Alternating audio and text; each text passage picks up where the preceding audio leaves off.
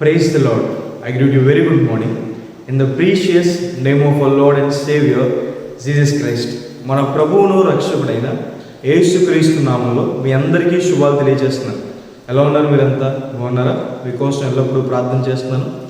దేవుడు ఇచ్చిన వాగ్దానం నెరవేర్చుకోవడానికి బైబిల్ సెలవిస్తుంది. దేవుడు మాట ఇచ్చి స్థాపించకుండా ఉంటాడా, స్థిరపరచకుండా ఉంటాడా? దేవుడు మాట ఇస్తే, వాగ్దానం చేస్తే ఆయన ఖచ్చితంగా నెరవేరుస్తాడు.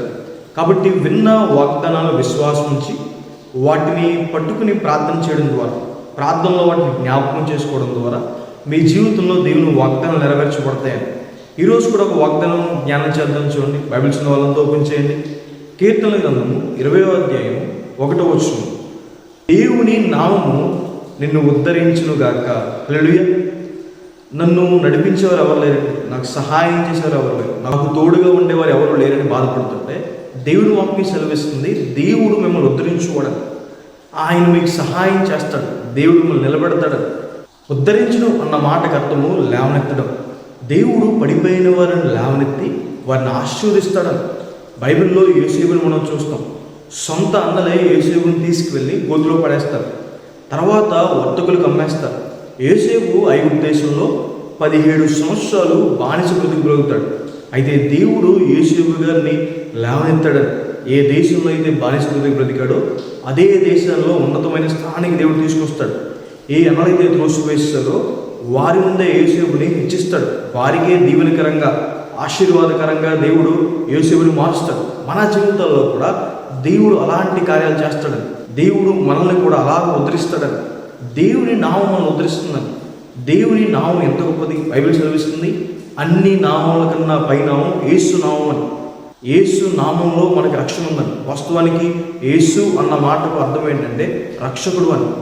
దేవుడు మనల్ని పాపాల నుండి విడిపించడం ద్వారా, అప్పుల బాధల నుండి, శ్రమల నుండి, ఇరుకుల నుండి, వీటన్నిటి నుండి విడిపించడం ద్వారా దేవుడు మనం ఉద్ధరిస్తాడు. యేసు నామం మనం చేసే ప్రార్థన అంగీకరించబడుతున్నాడు.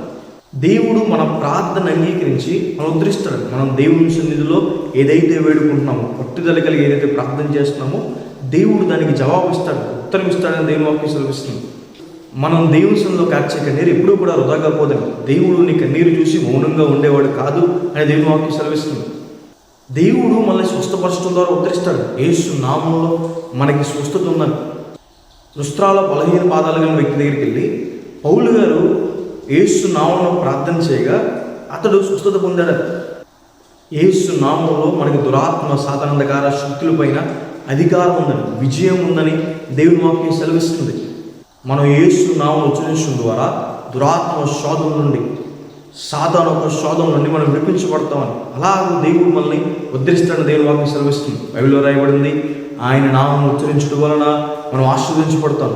దేవుని నామాన్ని ఉచ్చరించడం ద్వారా, దేవుని నామాన్ని పలకడం ద్వారా మనకు దీవెన, ఆశీర్వాదం. కాబట్టి ఈ వాక్యాన్ని విశ్వసించండి. దేవుడు మిమ్మల్ని ఉద్ధరిస్తాడు. దేవుడు మీ పక్షాన్ని ఉంటాడు.